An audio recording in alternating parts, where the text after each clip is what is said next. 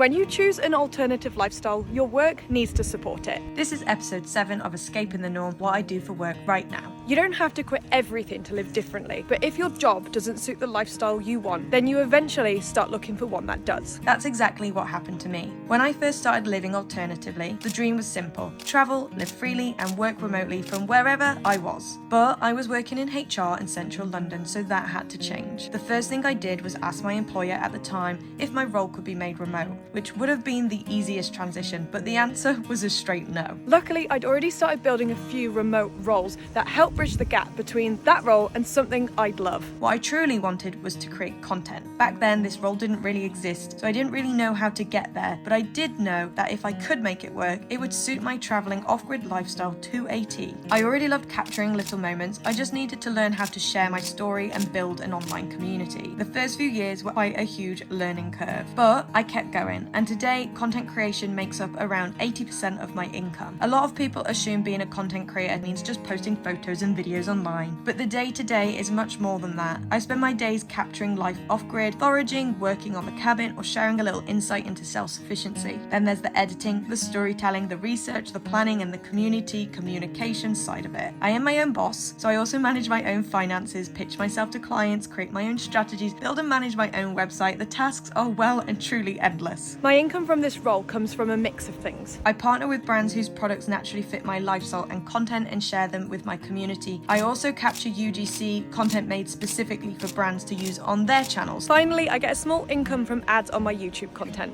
I do this across Instagram, Facebook, and YouTube on my 2 channels, Nick Romes and Cabin Caban. Content creation ended up becoming the job I always dreamed of. I get to help educate and inspire others to tread their own path too, or so I like to think. But as my lifestyle evolved, or should I say slowed down, so did the type of work I felt called to do. In 2023, I trained as a bushcraft instructor, something that connected deeply with my love for nature and self-reliance. The training turned into my business, Retreat Wild. Through Retreat Wild, I host women's wilderness retreats in North Wales and Shropshire. I teach a range of skills like foraging, fire starting, shelter building, wood carving, whilst ensuring there is a huge focus on connection with nature and with each other, something I feel we have lost with the digital world we live in. It's honestly one of the most rewarding jobs I've ever done. Especially knowing firsthand how important nature is for us mentally and physically. This makes up around 15% of my income. The final 5% is made up of little things like dog sitting, mentoring, and my ebooks. In all honesty though, being self-employed isn't always stable. I've had many months where I've made no income, which is pretty scary.